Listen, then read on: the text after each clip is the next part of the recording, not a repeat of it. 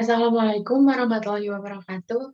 Halo, perkenalkan nama saya Zahra Nur Akilah dengan nomor NPM 40121110078. Saya dari kelompok 12. Pada kesempatan kali ini, saya akan membahas materi mengenai not receivable atau yang lebih kita kenal dengan withheld tagih. Selamat menyimak.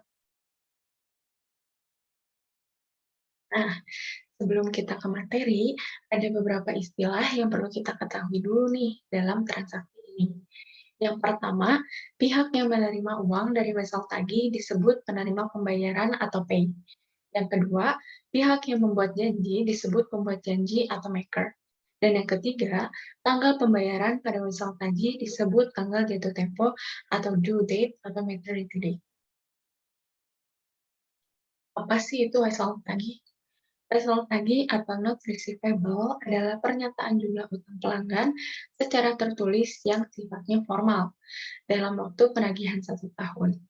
Dan wesel tagih termasuk dalam kelompok aset lancar yang disajikan pada neraca laporan keuangan. Wesel tagih biasanya timbul karena 3 hal. Yang pertama, terjadinya transaksi penjualan secara kredit. Yang kedua, pemberian pinjaman uang. Dan yang ketiga, perubahan piutang dagang menjadi piutang wesel. Menentukan tanggal jatuh tempo pada wesel. Tanggal jatuh tempo wesel promise dapat dinyatakan melalui 3 cara, yaitu sesuai permintaan, pada tanggal yang ditentukan, dan di akhir periode yang telah ditentukan. Masa wesel tagih dinyatakan dalam satuan bulan dan satuan hari. Fungsi wesel tagih. Wesel tagih memiliki kepentingan ekuitas di perusahaan, karena bisa digunakan untuk melunasi piutang pembeli. Dengan menandatangani surat promes, debitur mengakui utang dan harus bersedia membayar atau melunasinya sesuai dengan jangka waktu yang ditentukan. Piutang menjadi syarat hukum yang kuat sampai perusahaan dapat menagih piutang tersebut. Perbedaan wesel tagih dan wesel bayar. Wesel tagih dibuat dari sudut pandang pemberi pinjaman. Wesel tagih ini merupakan perjanjian tertulis yang diterbitkan atau dibuat dari pihak pemberi pinjaman. Wesel tagih bertambah di sisi debit. Maksudnya, pemberi pinjaman bisa mendapat tambahan debit seperti pendapatan atau kas. Hal ini berarti piutang wesel ini merupakan salah satu aset dari sebuah perusahaan di mana bisa menambah kekayaan pada suatu perusahaan. Wesel tagih termasuk aktiva. Posisi dari piutang wesel ini adalah kekayaan bagi sebuah perusahaan. Oleh karena itu, tergolong sebagai aktiva, karena sesuatu yang nantinya akan diterima oleh satu perusahaan pemberi pinjaman. Secara subjeknya, penerima wesel disebut wesel tagih. Wesel bayar dibuat dari sudut pandang peminjam. Wesel ini dibuat berdasarkan dari sudut pandang peminjam atau pihak yang harus melakukan pembayaran. Wesel bayar bertambah di sisi kredit, namun wesel ini juga dapat berada di sisi debit. Perbedaan tersebut dapat kita lihat pada saat wesel ini diterbitkan. Wesel ini bisa dimasukkan pada sisi kredit saat penerbitan, namun akan masuk ke sisi debit pada saat terjadi pelunasan. Lalu wesel bayar termasuk pasifa. Utang wesel ini merupakan jenis kewajiban dari penerbit wesel untuk melakukan pelunasan pada pihak lain. Prinsip ini sesuai dengan pengertian pasifa, sehingga secara otomatis wesel ini merupakan pasifa. Secara subjeknya, penerbit wesel atau pemberi wesel disebut wesel bayar. Perbedaan wesel tagih dengan promes. Wesel tagih adalah surat perintah untuk membayar. Promes adalah surat janji untuk membayar. Pada wesel tagih, penarik dan yang berkepentingan terdiri atas dua pihak. Sedangkan pada promes, penarik dan yang berkepentingan hanya terdiri atas satu pihak saja. Pada wesel tagih, yang membuatnya adalah yang mempunyai piutang. Sedangkan pada promise, yang membuat adalah pihak yang mempunyai utang. Dalam wesel tagih, kita memerlukan akseptasi. Sedangkan pada promes, kita tidak memerlukan akseptasi. Piutang wesel dibedakan menjadi dua, yaitu berbunga dan piutang tidak berbunga. Wesel berbunga. Wesel berbunga adalah wesel yang selain memuat jumlah nominal yang harus dibayar, tetapi juga memuat janji pembayaran bunga dengan suku bunga tertentu. Bunga wesel sejak tanggal penarikan wesel hingga tanggal jatuh tempo. Dalam wesel berbunga, nilai nominal yang tercantum adalah nilai pada saat penarikan. Sedangkan nilai wesel pada saat jatuh tempo adalah nilai wesel yang sudah ditambah dengan bunga. Contohnya, pada tanggal 25 April 2020, PD Seventeen menjual barang dagang secara kredit kepada toko Mingyu sebesar 10 juta rupiah.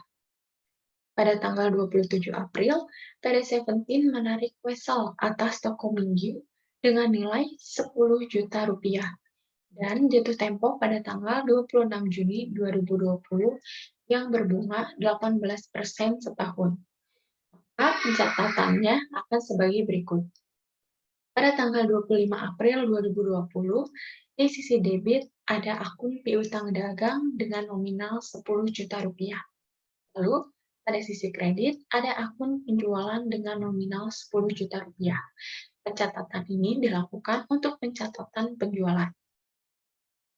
Lalu, pada tanggal 27 April 2020, pada sisi debit terdapat akun wesel tagih dengan nominal 10 juta rupiah. Dan pada sisi kredit, terdapat akun piutang dagang dengan nominal 10 juta rupiah. Pencatatan ini dilakukan untuk pencatatan penarikan wesel. Dan pada tanggal 26 Juni 2020, di kolom debit terdapat akun kas senilai 10.300.000 rupiah. Dan pada sisi kredit terdapat akun pendapatan bunga dengan nominal 300.000 rupiah dan akun wesel tagih senilai 10 juta rupiah. Pencatatan ini dilakukan pada saat jatuh tempo. Jangka waktu wesel jatuh tempo dari tanggal 25 April sampai tanggal 26 Juni adalah 60 hari.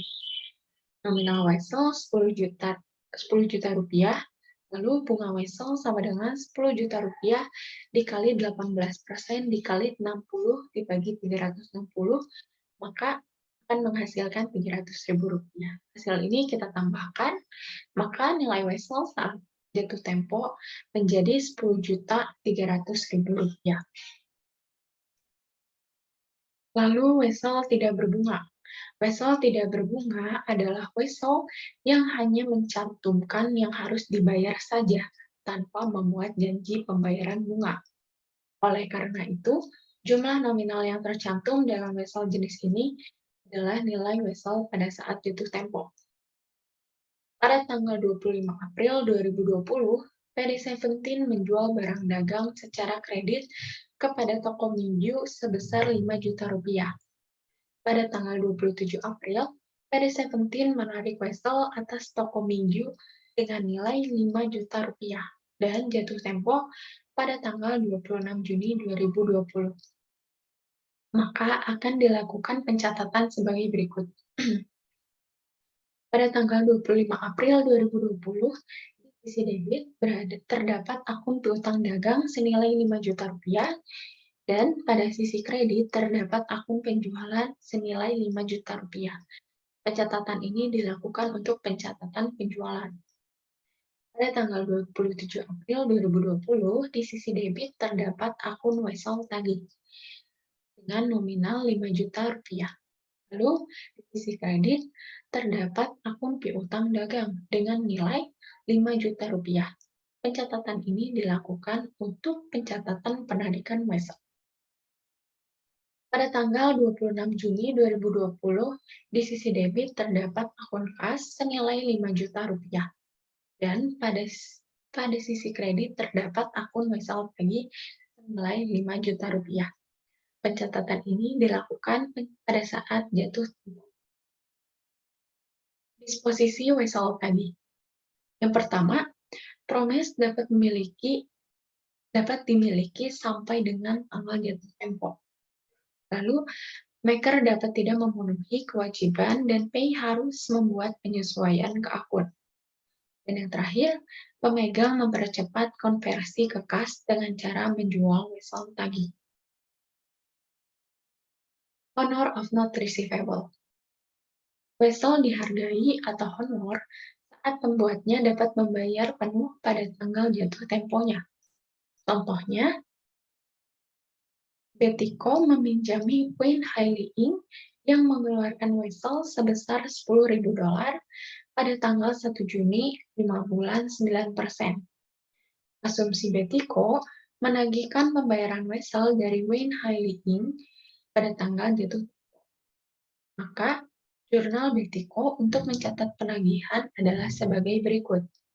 Pada tanggal 1 November, di sisi debit, terdapat akun kas senilai $10.375. Dan pada sisi kredit, terdapat akun wesel tagih senilai $10.000 dan akun pendapatan bunga senilai $375. Jika Betiko menyiapkan laporan keuangan pada tanggal 30 September, perusahaan harus mengakui pendapatan bunga. Maka Betiko akan membuat jurnal penyesuaian sebagai berikut ini. Pada tanggal 30 September, di sisi debit terdapat akun piutang dagang dengan nominal $300. Dan pada sisi kredit terdapat akun pendapatan bunga dengan nominal $300. Jurnal yang dibuat Betiko untuk mencatat pembayaran wesel pada tanggal 1 November adalah sebagai berikut. Pada tanggal 1 November, di sisi debit terdapat akun kas dengan nominal $10.375. Lalu, pada sisi kredit terdapat akun wesel tagih dengan nominal $10.000 dan terdapat akun piutang bunga senilai $300 serta terdapat akun pendapatan bunga dengan nominal $75. Dishonor of not receivable. A dishonor note tidak dibayar penuh pada jatuh temponya. A dishonor wesel tagih tidak dapat dinegosiasikan lagi. Contohnya, Wayne Hailey Inc. pada tanggal 1 November mengindikasikan bahwa mereka tidak dapat membayar pada tanggal ini. Jika Betiko sudah memperkirakannya, maka Betiko akan membuat jurnal sebagai berikut.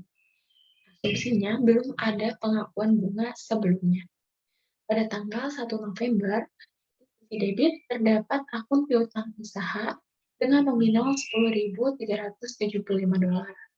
Dan pada sisi kredit terdapat akun wesel tagih dengan nominal $10.000.